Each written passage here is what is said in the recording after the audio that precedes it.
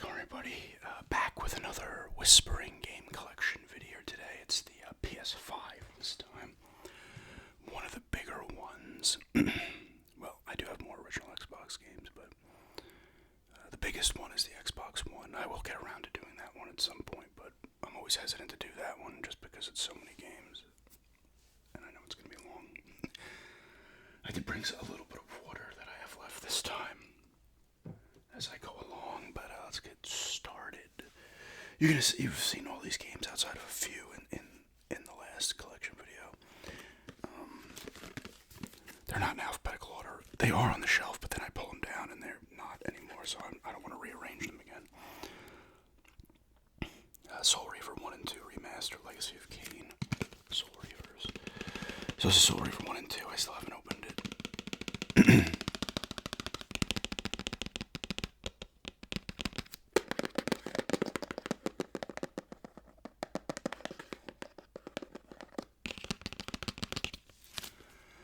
So this has the first two Soul Reavers in it. So you're playing as Raziel here.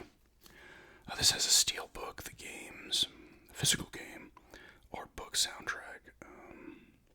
So definitely cool. These are great games. They're part of the Legacy Kain series with Blood Omen 2, and Legacy Kain Defiance. Like I've said, Blood Omen, the first Blood Omen's a top-down game, and it was developed by Silicon Knights, I believe. People who did Metal Gear Solid Twin Snakes on the GameCube, Eternal Darkness on the Cube, Too Human, and they did a Marvel game too at some point that I think was poorly reviewed.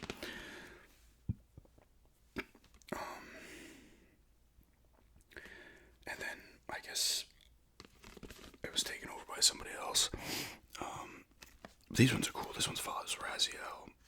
Kain's in there too. Kain's the one that Raziel was originally a vampire. I think he was originally a Seraphim Lord.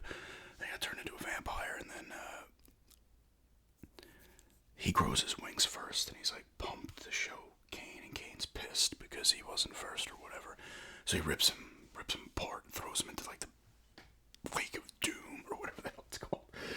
And his body starts to just like kind of deteriorate and fall apart, and then the Elder God saves him, and he becomes the Soul Reaver. I'm not gonna go through the whole thing. They're really cool games, puzzle games. They're fun. Voice acting in these games, all of them, across the whole series.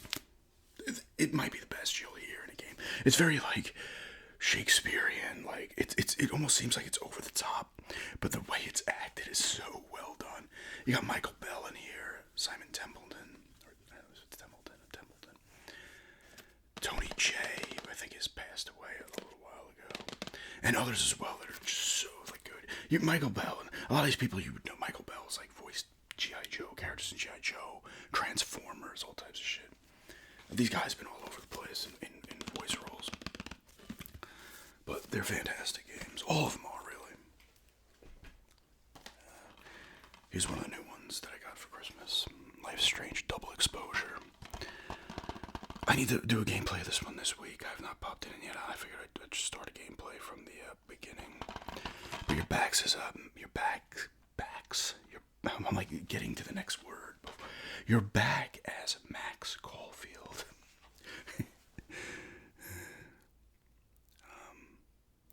Let's say here, finds her friend Safi dead in the snow. She tears open the way to a parallel timeline. Here Safi is alive and still in danger. With your new power to shift between two timelines, can Max solve and prevent the same murder? That actually is very much like another game here I have.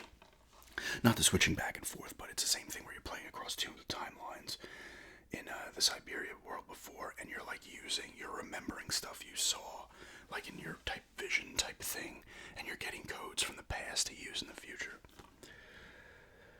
But I like these games. So I'm excited to give this one a go. I always like the settings in these types of games.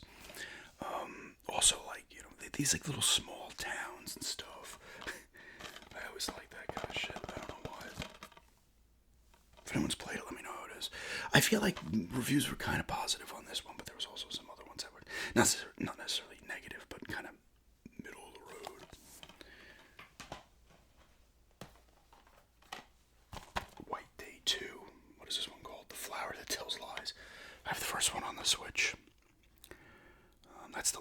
named School, I believe. I did play some of this one. It was pretty creepy from what it was. It's very... feels more like a PS3 game. I was going to say PS2, but it looks better than PS2 game. You know, it's more of like a... It has the old school horror type vibe. Survival horror game type vibe. I went... Like, there was like a fire in the school, I believe. And I went back as 2 people. And now, you know, they're seeing ghosts and shit. But it's another one I need to get back to. There's a lot of these types of games. Not like horror games that are floating around. They're like 30, 40 bucks, 20 bucks. That it's like, I want to pick them all up. But they're going to be hit or miss. But I played this one, though. So far, it's pretty good. This is the other one I got for Christmas. Unicorn Overlord. I opened them both because the discs had popped out. And I can't stand to hear the disc rattling around in there. I wanted this because this is like a turn-based strategy game. It looks pretty cool. It says Atlas, so it's most likely going to be good. I think this did review fairly well. Ooh. Looks like there's a code in here for something I'll never use.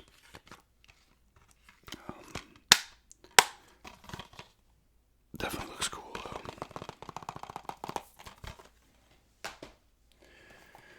Indiana Jones and Indiana Jones and the Great Circle. I did a review. Did I do a review on this?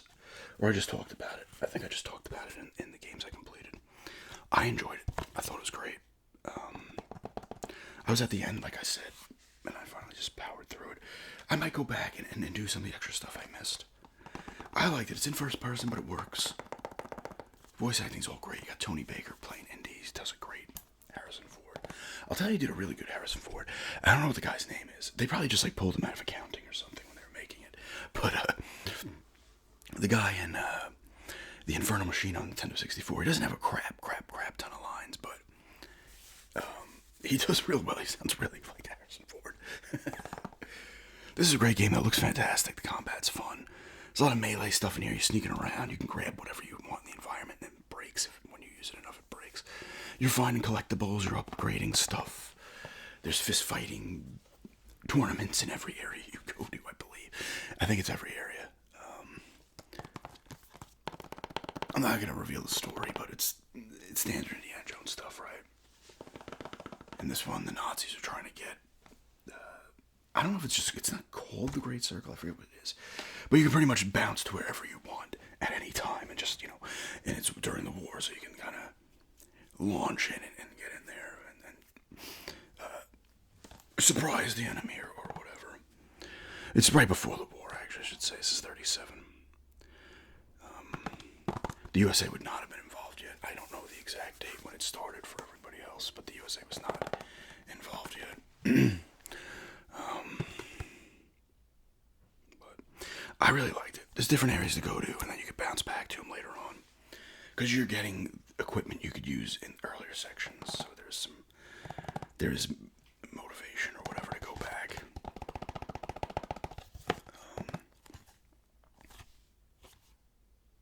But yeah, I really liked it. It's a cool game. Pretty cool story as well. It's basic Indiana Jones stuff, right? Bad guys are trying to get the thing to take over and get the advantage and shit, and you gotta stop them. The Giants are in this one too. Tony Todd plays the main one. I think that's what the DLC might be about as well. There is DLC now, but check it out. It's a great game. Pretty long too. Uncharted collection. So this is A Thief's End and Lost Legacy. So the 2 PS4 ones. I got it to play Lost Legacy. I'd played A Thief's End on the PS4. They're great games. They look great. See, they're fun adventure games, right? Like Indiana Jones, right? They're just fun. You're finding collectibles and stuff. Drake is a mass murderer. We all know this. He was actually called out in the second game by the bad guy. And this is only the second game. So he wasn't like, I really should reflect. No, I'm just going to go about killing hundreds more. I could knock them out, but I'd rather snap their necks instead and just shoot them. Admittedly, the enemies will take 4 or 5 shots, so they are bullet sponges. They could have ran away after the first 2, but the combat's fun. The traversal stuff's great. Voice acting's great, but like I've talked about, it's just a lot of quips. It's just like everybody says the perfect thing every time. It's just a constant comeback or quip between your characters, them and the enemies and shit. But it's all well. It's said well. It all sounds great. But it's the Uncharted games are fantastic. There's always a big like action set piece in all of them. The first one had the one where you're going up the river in the Sea-Doo. That was kind of the, I don't want to say the weakest, but the least more action. Then the second one was the train, right?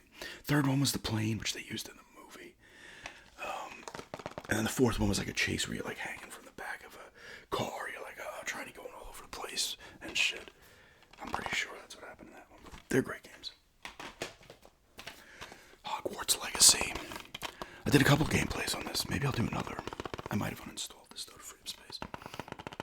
I really liked it. It's cool, man. Like, it takes place in the 1800s, I think. It's before Dumbledore. Would he have been even around? Maybe at this point. Maybe he. I don't know when he was actually born. He probably will. Actually, no, he wouldn't have been. He wouldn't have been around. Or if he was, he would have been super young. I don't know the exact year. Like really young. He's over 100, right, in the Harry Potters when that takes place, right? It's one of those things like Lord of the Rings. Certain dudes, like Aragorn's, like, you know, could live to 150 because he's got like Numenoran. I'm saying that wrong, probably like blood in him. He's a descendant of them. Anyway, there's no Lord of the Rings here. It's awesome though. You're at Hogwarts. Your guy can like use ancient magic. That's the thing. And I think it's the goblins. Like there's a set of goblins that are trying to get this, and they're working with dark wizards as well. And then, you know, the twists along the way. Spoilers here. They turn on him. They're like, fuck you. The dark wizards, like, get the hell out of here. But there's tons of stuff to do. Hogwarts is incredibly realized. Like, it's awesome to just run around. And then as you pick up new spells, you're being able to access more areas. There's tons of collectibles and shit in this game to find. You can get, once you get a broomstick, you're going all over the place. You go to Hogsmeade, the other big area outside Hogwarts. Then there's other little tiny kind of villages. And you're going into like little castle type stuff. The Forbidden Forest is here. There's tons of mini game type things you can do outside. And on top of doing missions, you're fighting people. The combat's fun with the spells. You're pulling up a shield and you're losing Flipendo, Stupendo, Accio, the Incendio. You do learn the unforgivable curses at a point too. You can use them. There's some good side quests in here as well. Like side storylines. It's an awesome game, man. It's very well realized. There's no Quidditch, unfortunately. I assume they'll put that in the next one they're making. But there's like a reason, because somebody got killed or hurt or something, so it got shut down. You can fly on some animals. Maybe it's just the hippogriff. But there's animal stuff in there. There's a little mini game where you're kidnapping animals. You know, you're saving them from the poachers, but that's all well and good. But there's other times where you're like finding them in their natural habitat and just kidnapping them and bring them into your giant little thing that's in the room requirement. It's cool. You can breed them and stuff, and you can decorate your room requirement and shit. I can't talk about everything in here because it's just it'll be a while. But it's a really cool fucking game. There's a good rattle.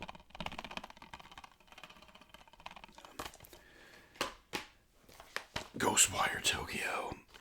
I talk about this plenty of times. I love this game. It's awesome. It's fucking awesome. It's in first person. You're in Tokyo, obviously. You're this dude here. What is his name? It doesn't even tell you. But in the beginning of the game, all of a sudden, like, everybody starts disappearing, right? But a spirit latches onto you, so you don't disappear. All of a sudden, clothes drops, and all of a sudden, it's all foggy and stuff. It's like a giant demon parade. There's a lot of, like, the enemies you're fighting are like, you know, the urban legends over there. The slit-mouthed woman, shit like that. Other ones, there's a bunch of students, some without heads. There's another guy, a lot of people have umbrellas. It's like cops, I think, that are all like, you know, walking around shit. Then the boss battles are cool. There's other ones too. I cannot remember everything from because it's been a while. This is like one of the first. This is the first game I think I played Ratchet and Clank first, but this is the one I first completed. The combat's fun, like I said. You get different. The guy who attaches himself to you like knows the main bad guy, and there's other parts of his like paranormal group that are there. But you get like wind attack, fire, and water, I believe, and you can upgrade that along the way. You get a bow and arrow you can use. You're ripping out like the cores of the enemies and stuff like that. And that counts towards, you know, like your experience or The combat is fun. There's yokai in this game. The cat yokai like run the shops, and you can do side stuff for them, bring them shit. There's other yokai you can kind of like just catch and shit, and you'll get stuff for that too. The boss battles are pretty cool. These are the same people that did Evil Within games and something else. They've been dissolved now. They were shut down. What is it? Tango Gameworks. They did another game people told me about. I can't remember what it's called. Hi-Fi Rush maybe or something. Which is too bad because this game's awesome and the Evil Withins are cool. You see the enemies here. Here's two of them. It's just a guy in a suit. I guess he's not a cop. And there's the student over here. This is the main bad guy in the middle. These Torii gates here, they act as like if Assassin's Creed. Like you cleanse the Torii gate and it opens up more of the map and you can see more things you can do. There's a ton to do, man. There's a cool side quest. I think it was DLC, but it was just included in this because I guess it's the deluxe edition. Where you go into a school is really creepy and stuff. It was a really cool side quest. It's an awesome game. Looks really nice. You're finding shit all over the place in this game too. It's fun. And you can also you see the people's spirits floating around, and you can collect them with this thing. I forget what it is. And then you go to the phone booth to one of the other guys that was part of this guy's group that attached himself to you. And you're getting, like, I think you get more experience. You get something from that too. I forget what it upgrades. But some of them have like beams in them and stuff, and you gotta like do the symbol thing to get that out first and stuff like that. It's an awesome game, man. Check this out if you haven't. If you have a PS5 or an Xbox Series X. It was exclusive, timed exclusive. This is before Microsoft bought Bethesda. It was timed exclusive to Sony, and then it did eventually. It came out, I think, before they bought Bethesda, but then it came out on the Xbox. Forspoken. I need to play more of this. I was liking when I was playing. The combat was cool. You're this girl Freya. You start off in New York City, and then you get this wrist thing. I think it attaches itself to you again. Things attaching itself to people. And then you go to this fantasy world, and the world seemed very barren though when I wasn't into it. I got to like an area where there's actually people and stuff, and that's probably like 5-6 hours in. I do need to play more of it though. Maybe the parts of the world open up and there's like more. It's more inhabited, I guess. Well, I like my open worlds to be kind of filled with things. Syberia, with the great tapping on this slipcover. Syberia, the World Before, 20-year edition. So this is a book that has all the some artwork from the previous games of Syberia. They're cool games. They're cool point-and-click games. You play as Kate Walker, as always, in this one, and also this Kate Walker. And Donna Rose is her. If you ever play it, you'll find out. But you're playing as her in the 40s, and then you're playing as Kate Walker in present day. And like you're seeing stuff, you go in the same locations and stuff. And you're it has like real world stuff, but also things that were not real world. Or actually were real things, but they kind of changed names and stuff like that. It's cool though, you're looking for things, figuring out puzzles and stuff. And when you play as Donna Rose, sometimes you'll then go back as Kate Walker, and now you know the code to a number from back then, and you get into stuff. It's kind of cool, like I was talking about before. I think this is B. Sokol's last game before he died. It's funny, I played this one, and then I had the third one on the Xbox One. I'm like, I need to play that one too. That was a good one too. I played the first one on the original Xbox, and I never completed the second one. I have them both on Steam now.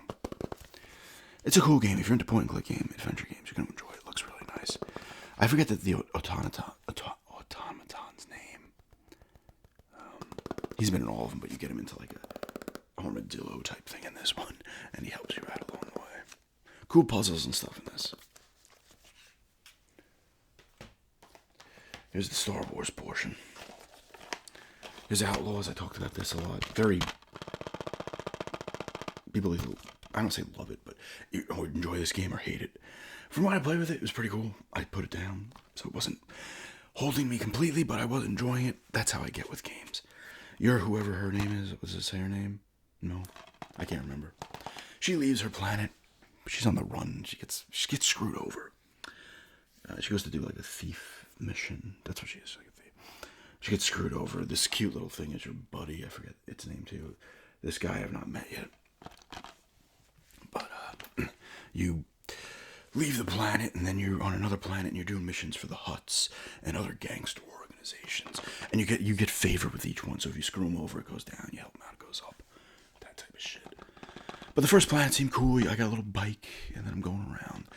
It's blaster combat. I'm glad. I hope it doesn't turn into a Jedi thing.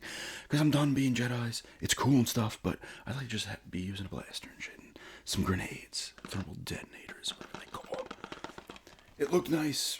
It had some glitches, annoyingly enough. That gets me more than anything. Like, if the story's kind of weak, I'm like, whatever. If I'm enjoying the gameplay, so be it. The technical problems bother me, especially in these AAA games where they got to patch them day 1, 2, 3, 4. There's like 150 patches. One time it just stopped. Another time something fucking happened. It glitched out, and I don't know if I fell into the environment or whatever. That's bothersome. That bothers me more than anything else with games. Because they put this shit out and it ain't ready to go day 1. It's not even 90% ready to go. That's like they pretty much forced to pump a game out. It's like 50% complete. And then you're spending 2 days downloading the patch. But yeah, it was alright from when I played it. I'll get back to it at some point. Here's one I did complete though, Jedi Survivor. I talked about it a million times. I'm not going to keep talking about it. What bothered me with this game. I don't like it as much as Fallen Order. Fallen Order was better. This one didn't have enough planets to explore. And when I play Star Wars, I want to explore a ton of planets. That's a cool part of it. When you get to a new planet, you're like, oh my god, I can't wait to run around this fucking environment. But your back is Cal Kestis. You're getting your cool moves. Combat's fun. The planets you go to look nice.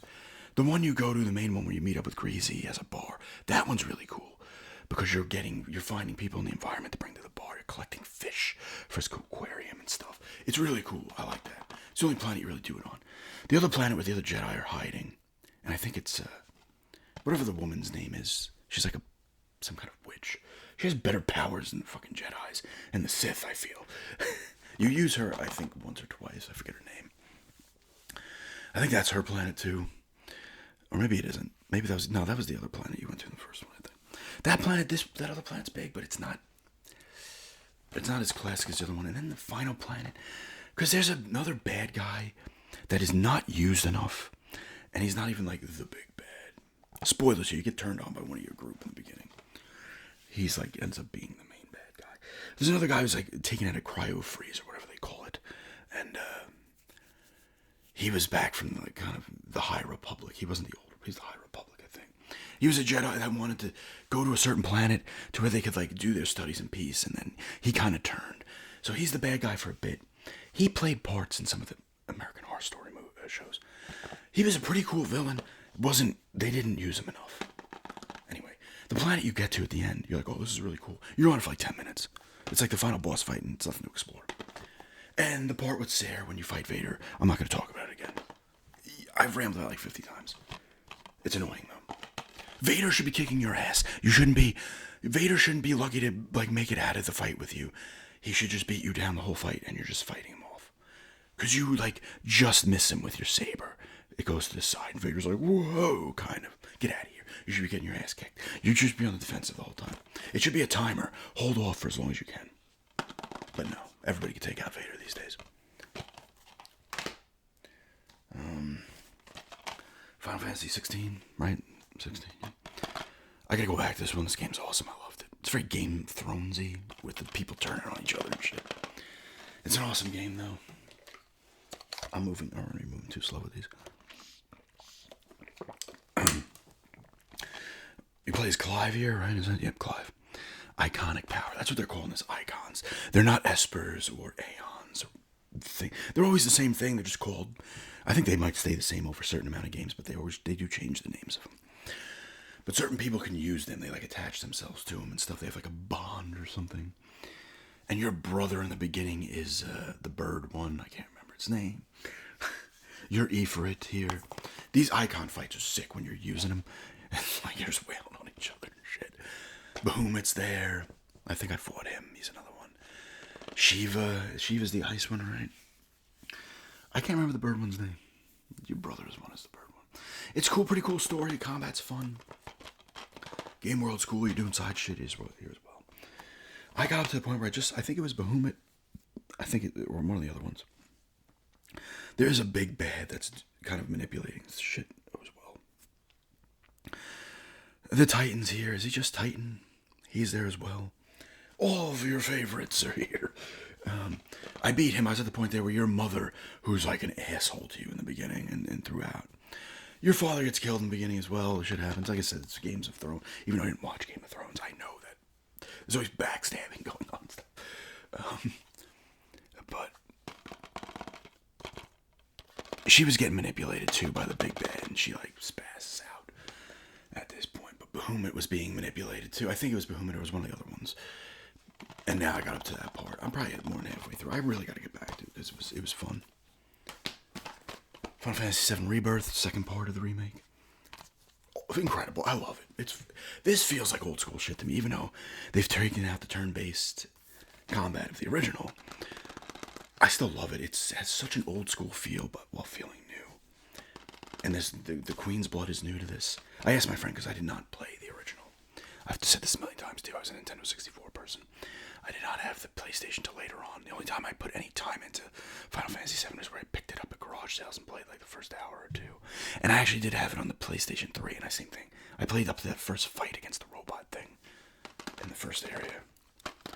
This is awesome though, you're Cloud again. Tifa's adding this one, Kate Sith. Not Tifa, sorry. Yuffie. Tifa's in it from the beginning. Yuffie and Kate Sith. Is there one other guy? Sid pops up here with his airship, and then it turns into a boat and like a buggy.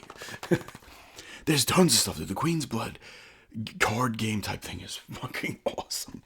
I was playing the hell out of that. That's his own side quest as well, which is really cool. It's just an awesome game. Looks fantastic. I love running around and finding stuff, and the characters are all cool and shit. It's really cool. And once again, they're all back. Well, what are they called in this? Are they Aeons in this one? Are they Espers? They're Espers, and no, Espers is something else. I can't remember what they're called in this one. What are they called in 10? 10 is when they're Aeons? They're always the same thing. But it's an awesome game. I'm not going to babble on about this. I loved it. It looks great. Plays fantastic. Soundtrack's great. Death Mark 2. Spirit Hunter Volume 3. It's the third one. I've talked about this too. NG is the second one. The first Death Mark. They didn't, I don't think, we're calling it Spirit Hunter at the point. Because Death Mark did not have it on there. Didn't have this on there. But this is the best of the three. It's the most gameplay of the three. Because these games are very much like what do they call them? Like, I don't know what they call them. I know what the word is. They're like story-driven. You're playing through like a freaking horror movie type. It's I forget what they call it. But it's cool. You're playing the same guy as you played in the first one. And the people from the first one are there back again. This one you're pretending to be a professor in a school. And you're fighting urban legends in the school. But there's another one that's like, once you defeat these urban legends, you think you're freeing them. But then the main bad one like sucks their spirits out. Pretty much using you to take them out so it could suck their spirits out. So the slit mouth woman is in this as well as a boss fight. And you have to like figure out what the things you want to say to them and the items you use to do it right. So you're finding stuff out, you're collecting things and stuff. But there's more gameplay in this one. You're running around and shit. In third person, it's not like you're walking through the other ones, like kind of a first person environment where you're finding things. Really cool game though. Pretty creepy as well. Deathloop. I played some of this, I think the gameplay of it. I gotta try this again. I wasn't super into it. It was cool. You use this dude down here, I believe. And you keep dying and you keep coming back. I think you have like 24 hours, yeah. And I guess you learn more as you go along the way and shit. But I didn't play a ton of it. I do need to give it more of a shot, though. This was the other one that Bethesda was timed exclusive, I believe, to Sony. Because this is Arcane was part of Bethesda. I don't know if they've been shut down too, but I gotta play more of it. It had a cool style to it, though. Dead Space Remake, I talked about this. I liked it, but it was too much like the original. So, it was annoying me the way the original did, but it still looked great. It still was fun to play. The Dead Spaces have great combat and stuff. Isaac does talk in this one. He did not talk in the original. He started to talk in the second one, I believe. But the original Dead Space, he did not talk in. But it looks great. The necromorphs are cool. The combat's fun. It's Dead Space. I gotta speed it up a little bit. I'm going Crisis Core Reunion, Final Fantasy VII. Haven't played it, but you play as, what's his name here? Zack. He also pops up in Rebirth. This was originally a PSP game. This is another one of the ones with Hogwarts. That was the Peggy. They all play on all the systems. I have to play it still. Atari 50th anniversary. This was a gifted to me. Thank you to the one who gifted it to me. And Resident Evil 2, I'll get to that one. It's Atari. It has all their Atari shit on it. A shit ton of games. I was playing Food Fight. Pitfall, I believe. I was playing something else too. I can't remember what it was. It was a submarine game. I think it was originally on the Lynx, Atari Lynx. There's interviews here and stuff though from back, from the people that help design and stuff, game developers. It's cool stories and shit. It's awesome. It's like an encyclopedia and like a documentary. Well, it's the same thing. It's cool. Assassin's Creed Mirage. I don't know if I did a game. I think I did a gameplay on this. More great tapping. Really cool game. I like this one because it felt like the older Assassin's Creeds from the beginning. While I love Odyssey and Origins, I've not completed Origins. I completed Odyssey. They're too big. Odyssey in particular doesn't even feel like an Assassin's Creed game outside of a few elements. But it's still a really cool open world game. But it's not a top Assassin's Creed game for me, if that makes sense. They're too big. This one brings it down smaller again. And it feels like you're running through the streets, jumping on shit. It felt like the classic ones. I don't even know where the hell this takes place in the timeline. I've lost the story. The story lost me after like the third one. When they had the people in the real world. And then you killed one of them because Kristen Bell's character, I think, was part of the Templars. I forget what your name was called in it. He was voiced by Nolan North, though. Eventually, I think he's still alive, but he's like comatose or something. I can't remember his name in the thing. I think people stopped giving a shit about that. Like, I don't care about the Animus. I want to just, they should have just started from the beginning and not had the Animus even involved. Because you're playing the memories of these people. And it's like, it should have just started from the beginning, no Animus, no memories, and just went up and had it in order as it went. But it was cool, though. It felt like old school Assassin's Creed to me, and I liked that. Alone in the Dark. This is like a reimagining, I guess, of the original one. This has Jodie Comer and David Harbour in it here. I was playing as her. I don't know how much different it is if you play as him. I got up to a part where I'm on a busted up ferry type thing, and I just stopped playing. But it was cool. I never played the original. It was pretty creepy. Good rattle on Alan Wake 2. I like Alan Wake 2. I have to play more of it. It was cool as well. I guess I put a lot of games down. I stopped playing a game because I'm not that I'm losing interest necessarily. I'm just like, I'm not in the mood to it. Then I get a new game and I start playing the shit out of that. And it goes down. Everybody knows. We've all done it. We all do it. But you're playing as SaGa Anderson here. You do eventually play as Alan Wake as well. Because he's still there, trapped in the whatever he was trapped in world. And he's doing it. You do things as him in that weird world. And stuff and other shit's going on. It looks nice. Hers is SaGa Anderson has like the mind something. Where you're figuring everything out with your clues and your mindscape. Or it's not mindscape, your mind something or other. I gotta go back to it though because it was cool. I just once again. But then I gotta stop getting games. I gotta focus. Focus, damn it. A Plague Tale Requiem. You're back as Amicia and Hugo. You use Hugo in this one. He controls the rats. Amicia has her sling. It's a stealth game. Looks incredible. Depressing ending in this one. You start off, Lucas I think is your buddy, and your mother is there as well. Lucas is like studying under your mother. I think his name's Lucas. To be an alchemist or whatever. But he's annoying. Like, you'll be using Amicia and you'll kill a guard.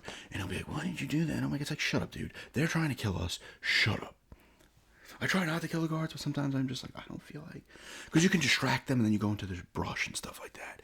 Or you can just smack them with it. You can put out their torches when the rats are around them, which is really fucked up. And then the rats just eat them. But you use Hugo and you can control the rats. You're mostly using Amicia. The game looks fantastic. There's parts where you're actually doing normal stuff, but the rats are like onto you because Hugo's like, I forget what the story is. Like every certain amount of years, a child like all of a sudden has the power and has to be like sacrifice shit. I can't remember fully. Because you end up on this island where it's more explained, and I can't remember. There's a little bit of side stuff you can do on there as well. But this game looks incredible. It's just a cool game. It's a good stealth game. It's a little trial and error-y, where you're going to get pissed and be like, okay, I got to go around this way or do that and stuff. There's a few points where you have to just battle it out, and those are okay. You have, like, there's no hiding. You have to take people out. Like, you can get behind stuff and kind of stay out of their way where they don't know where they are briefly, and then you hit them and then they start, you know. But you have to take them out. You can't go around them. And you get different things for your sling. You can put out fires. You can, other things I cannot remember. The first one's great, too. Now let's get to the Silent Hills. Silent Hill 2 Remake. Loved it. I've talked about it, reviewed it. It's fantastic. They did it justice. I thought there's a part in the Otherworld Hospital, where there's a lot of enemies. I was like, ooh, this is going down a bad path, but it calmed down. And I really liked it. Voice acting was great. It looks nice. The voice acting, and this is where the quips and everything in Uncharted, this game felt like real people having dialogue, especially people you've just met. It's kind of awkward talking, and you're like, you don't know what to say, and it's just the way the voice acting was done in this game is fantastic. I think like, it was so natural. That's what it was. It was natural. Like, all of the voice acting sounds great, but sometimes it doesn't seem natural, you know. This one does it fantastic, man. It really, I have an ear out now for voice acting. I'm like, that sounds really good, but no, that doesn't sound natural. I loved it though. It was it's Silent Hill 2. The original is still the king. Best. Yeah, for me personally, it's my favorite game. And, you know, this one improves upon it and stuff, but the first one still is, the original, I should say, is still where it's at, right? Even though this one looks better graphically and controls better, and this one does stuff where, like, you get the little radio in a different spot, but when you go to the original spot, a little chime comes in. It's like a collectible. It gives you a different camera angle. Some puzzles you don't even do in this one that were in the original, but you'll see them, and it'll give you a little chime. It's Silent Hill 2. It's fantastic. And here's Silent Hill F. I think I reviewed this one too. I did a gameplay of it as well. I liked it. It ain't no Silent Hill 2, but I did like it. It was still cool. The story was good. I talked about the things I didn't like. Now, a lot of people just flat out hate the combat. I will say the combat does not work in the Dark Shrine, I think this one is. Your character takes a beating throughout this game, especially when you're in the Dark World, the Otherworld, Dark Shrine thing. You lose, you get your part of your face ripped off, you get an arm hacked off, and then you get a wolf arm. Some people didn't like the combat in there. I actually like the combat when you get the wolf arm. It like sucks the souls out of the enemies. Yeah. The things I didn't like about this, the combat in close quarters sucks. When it's more than one enemy, it sucks. They overwhelm you, it's annoying. You have a dodge button and stuff, but it ain't meant for the close quarters.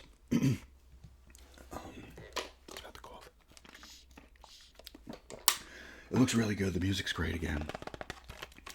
It is not as creepy as some of the other Silent Hills because it doesn't have that feeling of dread. It still has its moments, no doubt.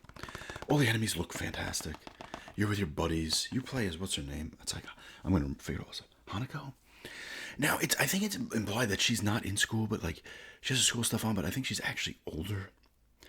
So, and I'm not great at picking up some of the stories on this stuff at first. But the ending, everybody gets the same ending. I didn't like that either.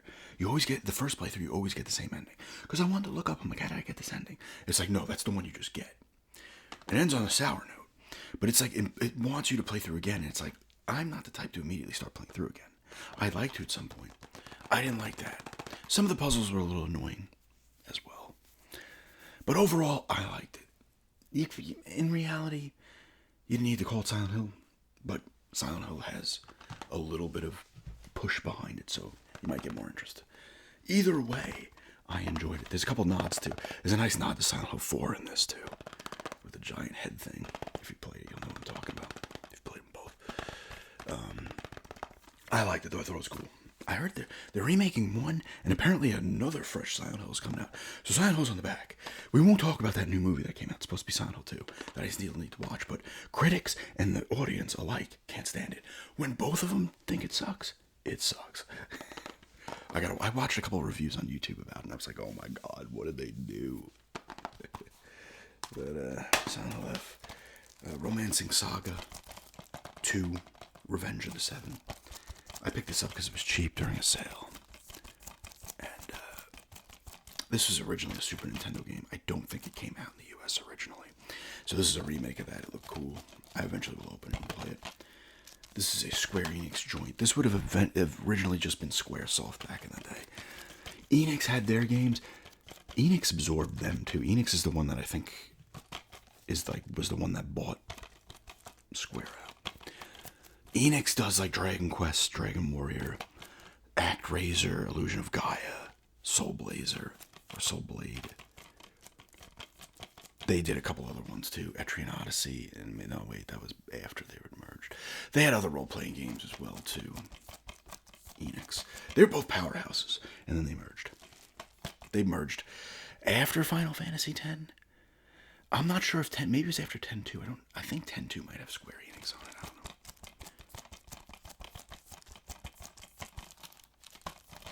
But yeah, I haven't played it yet. RoboCop Rogue City. Cool first-person RoboCop game. You got Peter Weller back as RoboCop, doing the voice. The woman who does Murphy is also, I think, voicing her. I think it takes place between 2 and 3, but I'm not sure. Movies. It's awesome. You're in Detroit, whatever they're calling. But like they want to like destroy Detroit to like redo it, the companies or whatever. It's cool though. You're upgrading your stuff. There's open world shit you can do in here as well. Some side stuff. You hand out tickets. You do a part where you're just in the precinct, giving out like figuring out people's problems and stuff. It's kind of cool. There's a lot of people from the original. I don't know if they're all voices in there, but the characters are there, like the chief and stuff.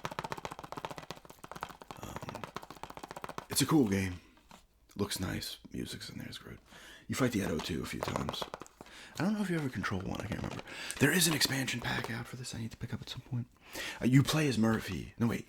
You're Murphy. I'm sorry. You're Murphy, right? That was RoboCop's name. You play as him before he got blown away in the first movie and turned into RoboCop. What's her name, though? What's the woman's name? Damn it. I can't remember. You're Murphy, though, right? Anyway, it's a good game. Ratchet and Clank. These games are fantastic. Great weapons. They always look phenomenal. This one's a rift apart, so Clank gets Ratchet. This Transdimensionator or some shit. I can't remember what it's called. What is it? Does it say it back here somewhere? No. Nefarious gets a hold of it. He got it so he can go to different dimensions or realities to find more Lombax because he thinks he's the only one. But he's not, because Rivet appears here in the bottom. So Rivet's now hanging out with Ratchet in the game because Nefarious gets a hold of the thing. And you're hanging out with another one that's like a Ratchet. A Clank, I should say, sorry. But these games are gorgeous. They look great. The gameplay's always fun. I hope they just continue to make them. RE2, this is the other one that was gifted to me. Thank you again. It's Resident Evil 2 remake. I have it on the Xbox One as well. It's Resident Evil 2. It's the best of the Resident Evil remakes. 4 is great too.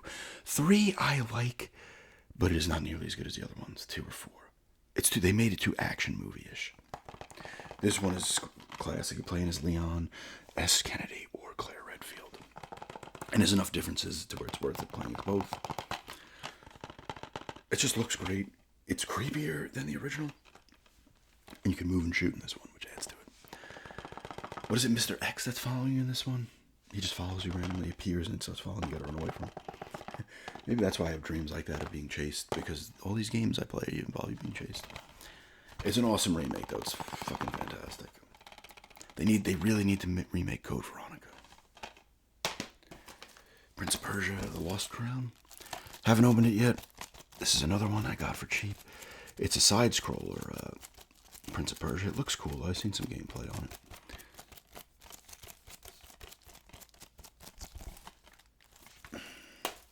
I need to get around this, but I need to open this because that'd be the kind of game I like to just play. It's not like super deep and shit, like you're doing a bunch of crap. NBA 2K23, I've done the eras on here before. I probably did, 4 or 5 eras gameplays. That's why I got this game. I got it to just do the eras mode. I played a little bit of the actual game during the eras mode, but I love those era modes where you can go back to the beginning, like Magic Bird era. You're going through all the drafts. You're freaking doing trades. Not all the players are there, but enough from each draft is there. You're making trades. You're trying to build dynasties. Then you work your way up to the other eras. Jordan era, Kobe and shit. It's awesome. I love that. I love just going through building a team and stuff and making trades, signing free agents and shit. I love that. I don't care about the actual game. Marvel's Midnight Suns. I played some of this strategy RPG. We're using Marvel characters. From what I played, it was cool. And the final one, Yakuza. Well, it's just like a dragon, infinite wealth. You're back as Ichiban here. Kiryu, is that that's his name from all the other ones? Kazama Kiryu. Yeah. He's there as well. You're kind of taking off from where you were in the Like a Dragon, and all of a sudden someone screws with you, and all of a sudden everybody thinks you did all this messed up shit. So you go to Hawaii to figure it out. What's happening? Your mom's supposed to be there too, and you go there, and then you're trying to figure out the mystery. So it's you and Kiryu. You meet this other dude. Where is he? Is he showing? This guy back here. I don't know if you can see him. He's part of my party now too. It's still goofy from what I played of it. I like the combat and stuff. So there's another one I need to play more of. But anyway, I need to speed that up there. Just another Whispering game collection, my PS5 this time, and thanks for checking this out.